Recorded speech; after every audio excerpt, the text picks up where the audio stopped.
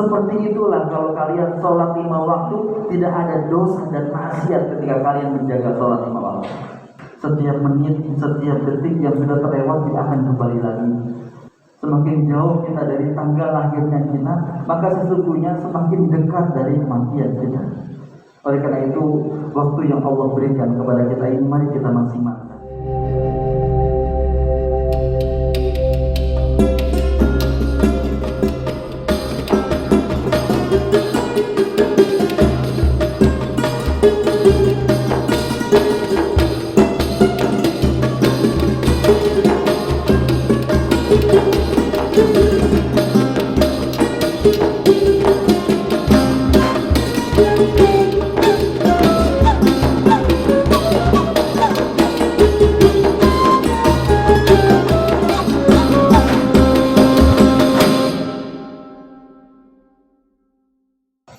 Assalamualaikum warahmatullahi wabarakatuh.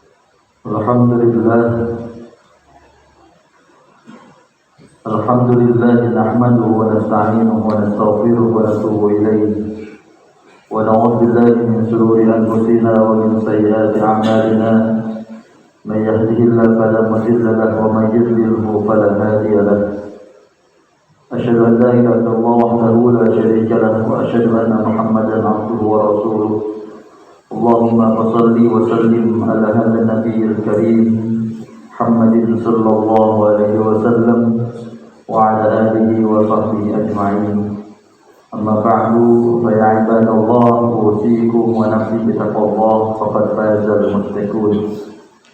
وقال تعالى في القرآن العظيم أعوذ بالله من الشيطان الرجيم يا أيها الذين آمنوا اتقوا الله حق تقاته ولا تموتن إلا وأنتم مسلمون. Hadirin kaum muslimin yang dirahmati oleh Allah Subhanahu wa taala. Setiap kita pasti ingin hidup bahagia. Bukan hanya kehidupan di dunia ini, tetapi bagi seorang muslim kita meyakini ada kehidupan selanjutnya, yaitu kehidupan di akhirat. Dan saya yakin kita semua juga yang hadir di sini, kenapa siang hari waktu panas seperti ini kita datang ke masjid ini, karena tujuannya diantaranya adalah mendapatkan ridho Allah dan mendapatkan kebahagiaan kehidupan nanti di akhirat.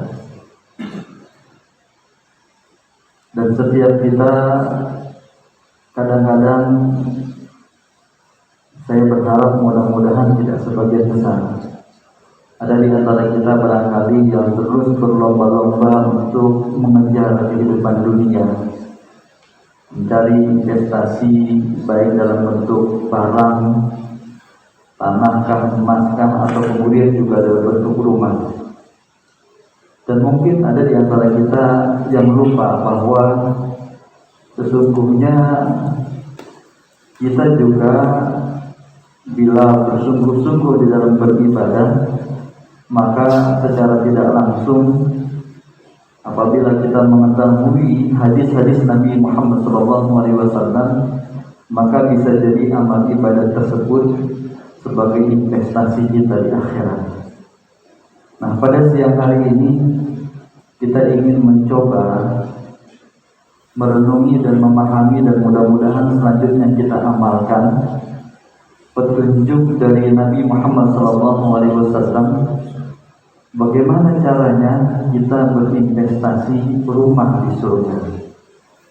Kalau barangkali dalam pandangan dunia saat sekarang, kalau kita mau beli rumah minimal ratusan juta atau bahkan ada yang miliaran. Namun bagaimana Nabi kita Muhammad SAW memberikan petunjuk kepada kita amal-amal ibadah yang amal tersebut tanpa mengeluarkan uang sampai ratusan juta atau bahkan miliaran bisa menjadi investasi kita bersama, yaitu dalam bentuk rumah di surga. Kalau rumahnya sudah ada di surga, maka mudah-mudahan kita calon pengisinya pun insya Allah masuk ke dalam surga Allah Subhanahu wa taala. Nah, hadirin jamaah salat Jumat yang dirahmati oleh Allah Subhanahu wa taala. Yang pertama hadis dari Mu'adz bin Anas Hadis ini secara amaliyah sesungguhnya ringan dan mudah-mudahan kita bisa amalkan. Rasulullah SAW bersabda, "Man qara'a qul huwallahu ahad hatta yakhtimaha." Barang siapa, ini hafal saya yakin semua jamaah yang hadir di sini. Barang siapa yang membaca qul huwallahu ahad sampai selesai asyara marrat sebanyak 10 kali, banallahu lahu qasran fil jannah. Allah akan membangunkan baginya qasran, bukan baitan. Allah akan membangunkan baginya istana di surga. Saya cek dalam Jami' Shahihnya, Syekh Albani mengatakan hadis ini hasan. Jadi kalau hadis hasan bisa kita amalkan. Kalaupun maudhu yang ada pendukung-pendukung hadis yang lainnya, maka bisa menjadi hadis yang hasan. Hadis hasan berarti bisa kita amalkan. Nah, Rasulullah SAW memberikan pelajaran dan juga mengajarkan kepada kita amal ibadah yang ringan, yaitu khatam atau selesai membaca surah Al-Ikhlas sebanyak 10 kali. Tentunya barangkali yang paling penting selain kita selesai membacanya, juga memahami dan juga memaknai dari surah Al-Ikhlas itu. Jadi jangan sampai kemudian kita mengatakan qul huwallahu ahad Allahus samad lam yalid wa lam yulad wa lam yakul lahu kufuwan ahad. Hati kita masih ada keterikatan dengan yang lainnya, masih ada ketergantungan dengan yang lainnya selain kepada Allah Subhanahu wa taala. Nah, karena kandungan isi surah Al-Ikhlas adalah isinya tauhid, mengesahkan dan juga menjadikan Allah sebagai sumber pengagungan kita. Nah, hadirin jamaah salat Jumat yang dirahmati oleh Allah Subhanahu wa taala. Ada hikmah yang lainnya yang saya ingin coba gali dan kita samai bersama. Kalau seandainya Rasulullah SAW menyebutkan bahwa membaca surah Al-Ikhlas 10 kali dalam satu hari itu bisa menjadikan kita punya bangunan rumah di surga. Surah Al-Ikhlas saja bisa membangunkan kita di rumah, apalagi kalau seandainya kita membaca Al-Quran setiap hari. Kita semuanya mengatakan bahwa kita adalah pengikutnya Imam Syafi'i, mazhabnya Asy-Syafi'i. Jangan-jangan mazhab Syafi'i dalam hal ibadah yang itu pun gak semuanya diikuti mazhab Syafi'i. Tapi tidak semuanya yang seperti dicontohkan Imam Syafi'i misalnya. Imam Syafi'i itu satu hari minimal dalam manaqibnya disebutkan 1 kali khatam Al-Quran. Kalau bulan Ramadan dan dikit lagi bulan Ramadan sampai 60 kali beliau menghafalkan Al-Quran. Kenapa? Karena begitu luar biasanya syafaat yang Allah Subhanahu wa taala berikan melalui Al-Quran. Demi Allah, Pak, Al-Quran itu yang akan menemani kita saat kita dikubur, itu hanya amal ibadah Al-Quran. Saat kita dibangkitkan dari kubur, saat kita melewati sirat, saat kita berada di surga, Al-Quran atau amal ibadah Al-Quran yang menemani kita. Oleh karena itu sangatlah rugi kalau seandainya satu hari waktu kita tanpa ada Al-Quran. Nah, ini Rasulullah menyebutkan, man qara'a, barang siapa yang membaca qul huwallahu ahad hatta yahtimaha, membaca qul huwallahu ahad sampai selesai surah Al-Ikhlas itu sampai selesai sebanyak 10 kali, maka Allah akan bangunkan rumahnya di surga. Nah, ini saya katakan kalau qul saja seperti itu, apalagi kalau orang sampai mengatakan Al-Quran.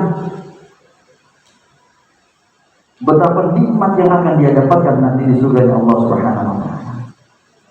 Oleh karena itu, janjilah dalam diri kita masing-masing bahwa jangan sampai satu hari tidak pernah, atau jangan sampai satu hari kita lewatkan untuk tidak memegang Al-Quran, membaca Al-Quran sama sekali. 24 jam ini waktu yang sangat rugi kalau kita tidak lewatkan, kalau kita lewatkan untuk tidak bersama Al-Quran. Lawang tadi surah Al-Ikhlas saja 10 kali dibangunkan rumah di surga, apalagi Al-Quran kalau kita katakan. Hadirin dirahmati Allah Subhanahu wa taala. Yang kedua, amalan ibadah yang bisa membangunkan rumah di surga. Rasulullah SAW hadis dari Musa,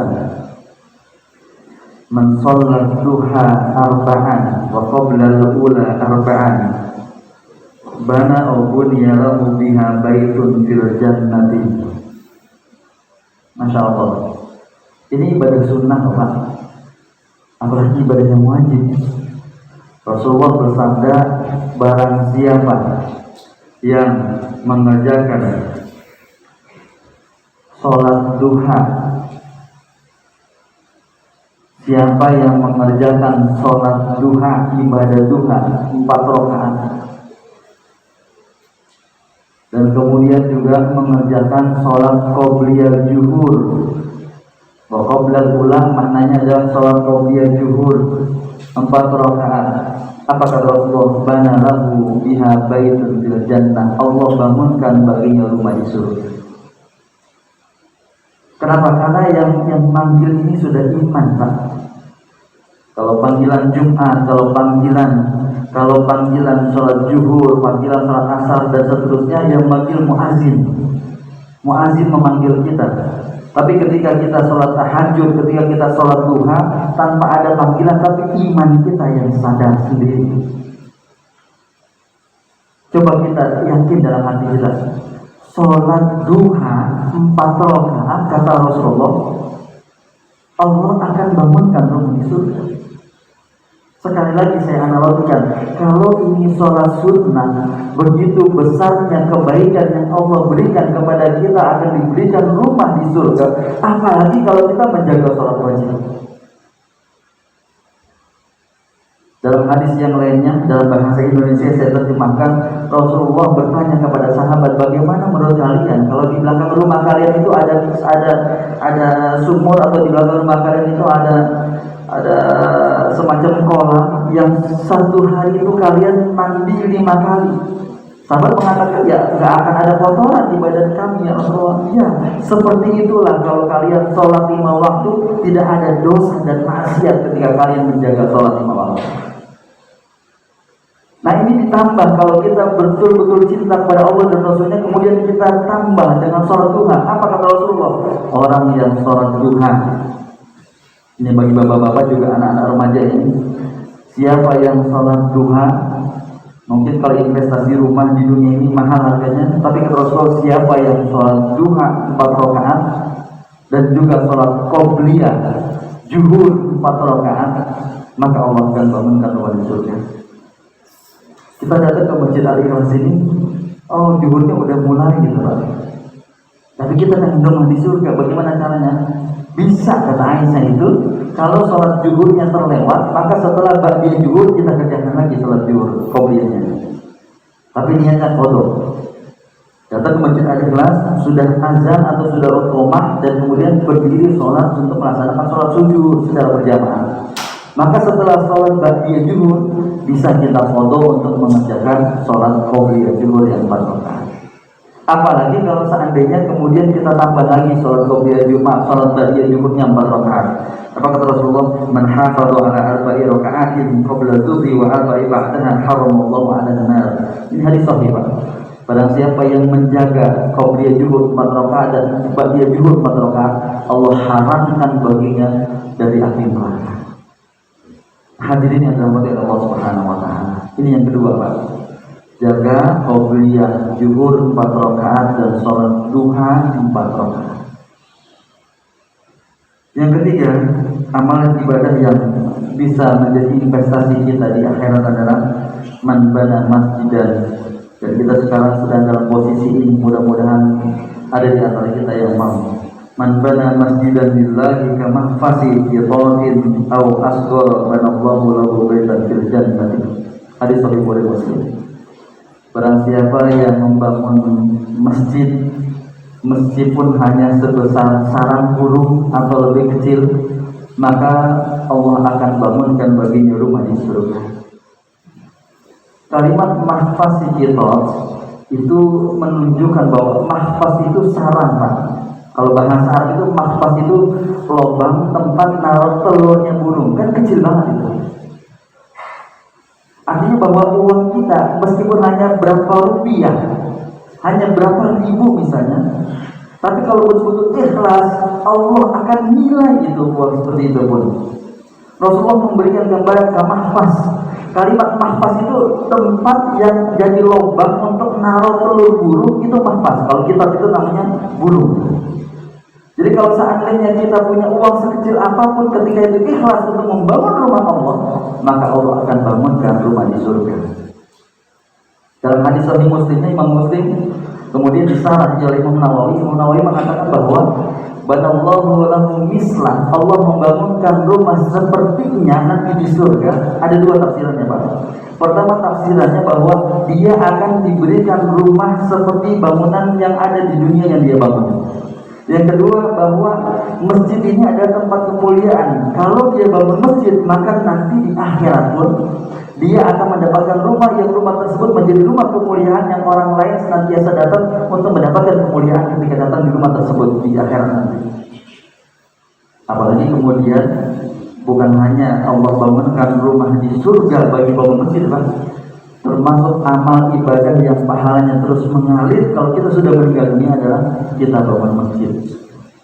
Kita lagi ada acara kegiatan di luar, kita tidak sholat berjamaah di masjid ini, ada 100 orang yang sholat Jumat seperti sekarang atau 50 orang, kemudian ada yang infak, maka orang yang infak pun terus mendapatkan pahala meskipun dia mungkin tidak sholat berjamaah di sini.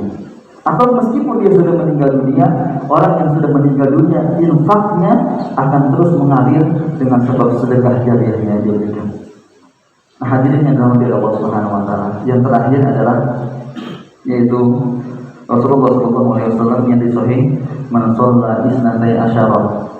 Ini saya berkali disampaikan, barang siapa yang sholat 12 rakaat min ghairil fardhah, selain sholat 5 waktu, 12 rakaat selain sholat 5 waktu, apa kata Rasulullah? Bunyalahu bihinna baitun fil jannah, Allah akan bangunkan rumah di surga. Sholat qobliyah 4 dia rawatibnya dijaga. Zuhur qobliyah 4, ba'diyah zuhur 2, qobliyah ba'diyah maghrib 2, ba'diyah isya 2, dan kemudian qobliyah subuh 2, semuanya 12 rakaat. Kalau kita jaga satu hari 12 rakaat itu, maka kata Rasulullah, Allah akan bangunkan rumah di surga. Nah, hadirin yang dirahmati Allah Subhanahu wa taala. Ini barangkali 5 hal. Sesungguhnya banyak, tapi mungkin waktu yang tidak cukup dan kemudian juga tidak boleh lama-lama kita dalam masalah sholat Jumat dalam protokol kesehatan seperti ini. 5 hal barangkali kalau kita bisa amalkan, konsisten saja kita beramal. Kalau tidak bisa kita amalkan semuanya, minimal ada satu amalan andalan yang terus kita jaga dan kita tinggalkan. Misalnya sholat duha 4 rakaat kita tidak tinggalkan, bangun terus rumah di surga. Satu hari satu rumah di surga, satu hari satu rumah di surga dengan sholat duha. Atau sholat qobliyah ba'diyahnya 12 rakaat kita jaga, atau sholat qobliyahnya 4 rakaat kita jaga, dan seterusnya. Atau baca kulhu habis sholat 3 terus. Atau kemudian juga amalan-amalan yang tadi, dan juga amalan-amalan yang lain bisa menghantarkan kita ke ridhonya Allah Subhanahu wa taala. Kalau kita istiqomah, maka mudah-mudahan menjadi sebab untuk mendapatkan ridho dari Allah Subhanahu wa taala. Ini barangkali 5 hal, mudah-mudahan menjadi sesuatu yang bermanfaat untuk saya dan kita semua, dan mudah-mudahan bisa kita amalkan, dan kemudian juga mudah-mudahan menghantarkan kita ke ridho Allah Subhanahu wa taala. Barakallahu li wa lakum fil Qur'an azim wa nafa'ni wa iyyakum bima fihi min ayati wa dzikril hakim. Aqulu qawli hadza wa astaghfirullaha li wa lakum wa li sa'iril muslimin wal muslimat fastaghfiruhu innahu huwal ghafurur rahim. Alhamdulillah alladzi khalaqal mauta wal hayata liyabluwakum ayyukum ahsanu amala wa huwal azizul ghafur. Asyhadu an la ilaha illallah wahdahu la syarika lahu wa asyhadu anna Muhammadan abduhu wa rasuluh. Allahumma shalli ala Muhammad wa ala ali Muhammad. Ya ayyuhalladzina amanu taqullaha haqqa tuqatih wa la tamutunna illa wa antum muslimun. Hadirin, sebelum kita akhir kegiatan sholat Jumat ini dengan berdoa bersama, saya mengingatkan bahwa kalau terkait dengan kerja, kita rasanya malu kalau seandainya terlambat, sehingga bagi yang kerja atau bagi yang sekolah atau kuliah mahasiswa yang ada di sini, Kalau absen kita terlambat, maka kita berusaha untuk mengejar, jangan sampai tertinggal. Ketika kita pergi ke bandara, kita merasa takut tertinggal dengan pesawat yang akan mengangkut kita ke sebuah daerah. Jika kita naik kereta dan seterusnya, merasa tertinggal itu khawatir sekali. Pertanyaannya, kenapa kita kok tidak merasa takut ketika kita tertinggal sholat berjamaah? Jangan-jangan seperti yang Allah firmankan dalam surah Al-A'la, bal tu'thiruna al-hayatad dunya. Kalau hati kita sudah keras, mungkin bisa jadi bahwa kita ini tu'thiruna al-hayatad dunya, mengejar dunianya lebih kencang dibanding mengejar akhiratnya. Ketika tertinggal amal akhirat kok kayaknya biasa-biasa saja. Tapi ketika kita berhubungan dengan kepentingan dunia, kok rasanya kalau ketinggalan sesuatu seperti kereta, pesawat, bus dan lain sebagainya, atau bagi ketinggalan kehadiran, kita merasa menyesal. Tapi kemudian kita tidak merasa menyesal ketika kita tertinggal terkait dengan amal ibadah. Makanya Rasulullah wajar menyebut sahabat-sahabat itu sampai termasuk di ahli surga karena berlomba-lomba dalam kebaikan yang luar biasa. Abu Bakar itu ketika infak, kemudian Umar bertanya berapa infaknya Abu Bakar, maka Umar mengatakan, oh wajar Abu Bakar itu termasuk ahli surga, karena ketika Umar mengatakan, ya Rasulullah saya infakkan setengah harta saya. Kemudian Abu Bakar mengatakan, ya Rasulullah saya infakkan seluruh harta saya. Berlomba-lomba, tidak mau tertinggal dalam kebaikan.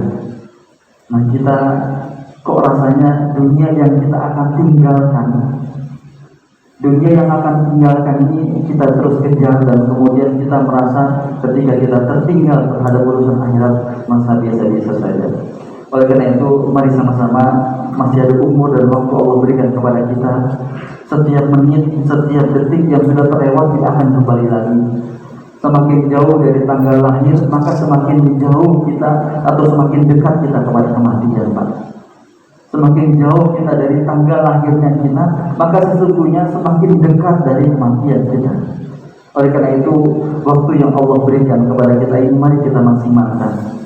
Setiap hembusan nafas yang kita sudah keluarkan tidak akan kembali lagi, dan kita semakin dekat kepada kematian. Oleh karena itu, maksimalkan ilmu yang kita sudah dapat dari khutbah Jumat, dari kajian-kajian. Kalau tadi misalnya Rasulullah menyampaikan ada 5 hal yang bisa mengantarkan kita untuk membawa ke surga, kalau nggak bisa semuanya, laksanakan 1 atau 2 sunnah saja. Yang penting konsisten. Maka mudah-mudahan dengan cara seperti ini umur kita bermanfaat di hadapan Allah Subhanahu wa taala. Demikian qala Allah Ta'ala di Quran Azim, a'udzubillahi minasyaitonir rajim. Bismillahirrahmanirrahim. Allahu wa malaikatahu yusholluna 'alan nabi ya ayyuhalladzina amanu shallu 'alaihi wa sallimu taslima. Allahumma shalli 'ala Muhammad wa 'ala ali Muhammad kama shallaita 'ala Ibrahim wa 'ala ali Ibrahim wa barik 'ala Muhammad wa 'ala ali Muhammad kama barakta 'ala Ibrahim wa 'ala ali Ibrahim fil 'alamin innaka Hamidum Majid. Wa Allahumma sadatina Abi Bakri wa Umar wa Utsman wa Ali wa an baqiyati sahabati Rasulillah ajma'in wa tabi'in wa tabi'in bi ihsan ila yaumil. Allahumma fil muslimin wal muslimat wal mu'minin wal mu'minat al ahya minhum wal amwat innaka sami'un qaribun mujibud da'wat ya qadiyal hajat. Allahumma ighfir lana dhunubana wa li ikhwanina alladhina sabaquna bil iman wa la taj'al fi qulubina ghillan lil ladzina amanu rabbana innaka ra'ufur rahim. Allahumma arina al-haqqa haqqan warzuqna ittiba'ah wa arina al-batila batila warzuqna ijtinabah. Allahumma ahsin aqibatana fil umuri kulliha wa ajirna min khizyi dunya wa adzabil akhirah. Allahumma adfa'anna bala wal waba wal fahsya wal fitn min baladina hadha khassah wa min buldan muslimina amah. Amin. Rabbana atina fid dunya hasanah wa fil akhirati hasanah wa qina adzaban nar. Ibadallah, innallaha ya'muru bil 'adli wal ihsan wa ita'i dzil qurba wa yanha 'anil fahsya'i wal munkari wal baghi ya'idukum la'allakum tadhakkarun. Fattaqullaha wa yadhkurkum wa sallu wa sallimu ala nabiyyina Muhammadin wa ala alihi wa sahbihi.